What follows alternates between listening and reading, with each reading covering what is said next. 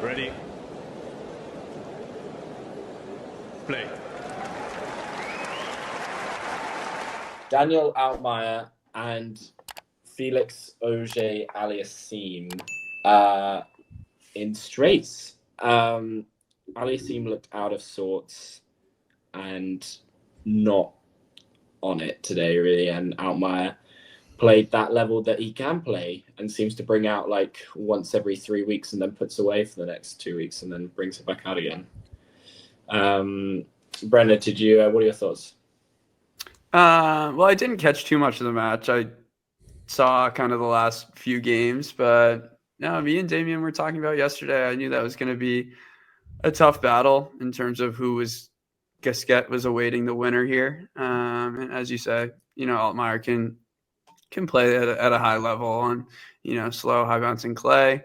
It looks like a little just kind of a messy match in terms of the first set, Felix going up big and then losing it, and then Altmaier was serving for the first set, so kind of looks like a roller coaster there. But then, from what I tuned in, was when Felix had love 43 break points to stay in the match, and Felix was kind of overusing the come-ons and just like a simple error from Altmaier and just trying to get in his head. So it got a little spicy down the end. There was a long stare down from Altmaier at Felix. But yeah, as we talked about, I don't know if it's much of an upset. You'd obviously want Felix to do better. And I don't know, another kind of a talking point around Monte Carlo is, how many guys, and I don't know, we'll say the top 30 have residences here and, have practice here and, spent time here. So I think Felix is one of them. So I guess you can say you were expecting a little bit more, I don't know, comfortability, support in this matchup. But yeah, I mean, Altmaier is always a tough opponent, and now we get a one-handed backhand battle in the next round. Yeah, I mean, I don't think it's an upset whatsoever.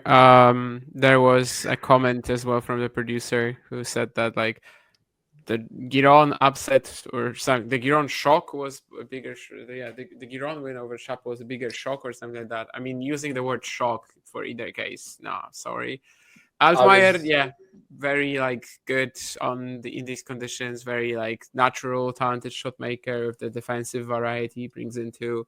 I don't know, Felix, I just remember talking a lot about him obviously at the beginning of the year, but when you watched his matches, like they were kind of just pretty pedestrian, but he kept rolling, he kept winning, and obviously was using that confidence very well.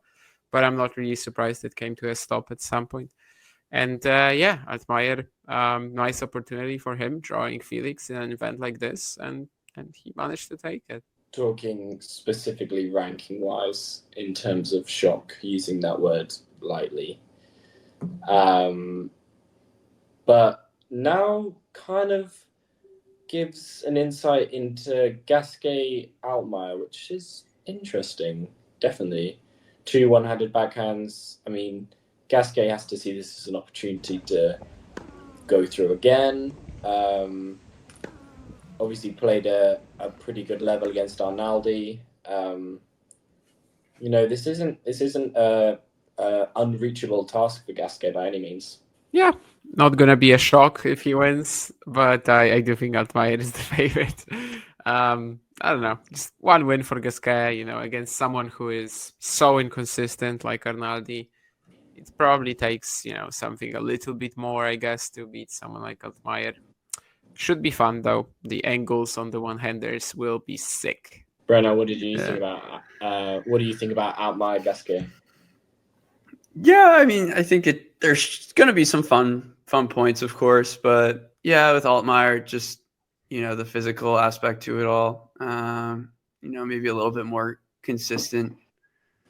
So, I think we've seen flashes. Like, I think for Gasquet, in terms of being out of that match against Botic, and you just kind of found a random spell, and he's kind of run with it a bit. It's fun, but yeah, maybe 3, but no, I'd lean more Altmaier in 2.